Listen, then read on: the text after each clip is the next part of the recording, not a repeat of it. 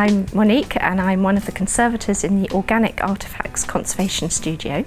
So we've been working on this Ndebele beaded wedding blanket. It's a new acquisition for the British Museum, but we think it probably dates from the 1940s.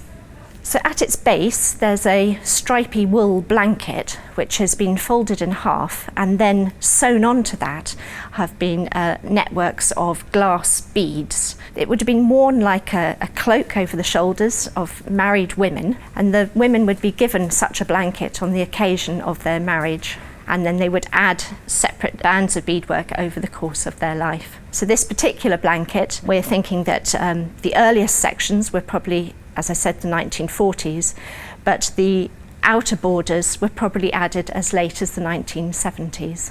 So the motifs on the blanket depict the colourful Ndebele houses. So they were very renowned for the way in which they painted their houses, and that mural art is very much reflected in the designs on the blanket. So you can see the outline of the buildings with their roofs and the doorways and elements of the windows, steps and other features of the buildings. One of the buildings looks like a church because you can see the crosses on the roof. They like to incorporate modern technologies. So here you can see electric lights. That might have been to mark the occasion when this lady's village got lighting, or it might have just been an aspirational wish.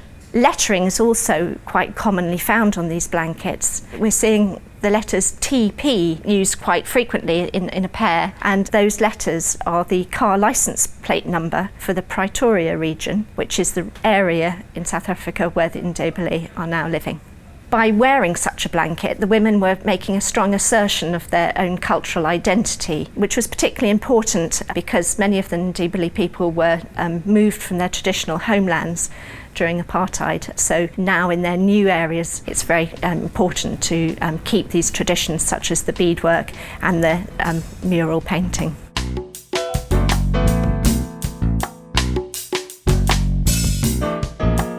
My name is Aisling Mackin. I am a student intern here at the museum from the Centre for Textile Conservation at the University of Glasgow.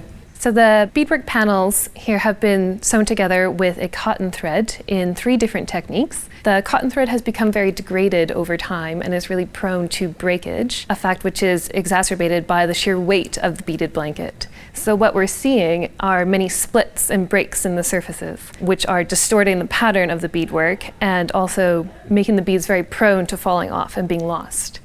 When the blanket actually came to the studio, there were very many loose beads on the surface, which we are now working to incorporate back into the design.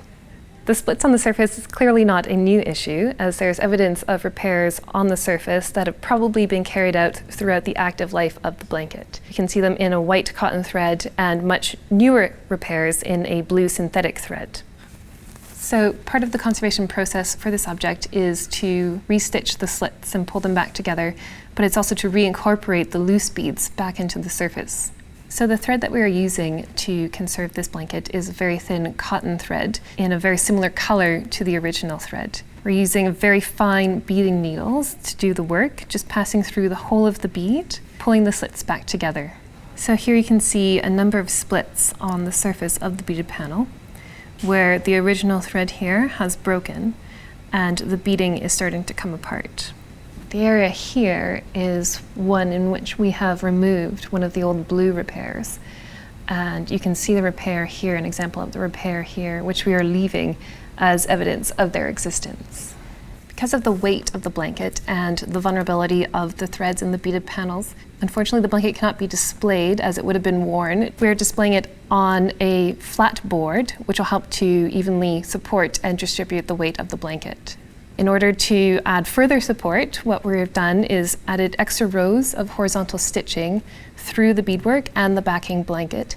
We've added 2 strips of Velcro, which we are attaching to a firmer board, and the board will be displayed just off vertical.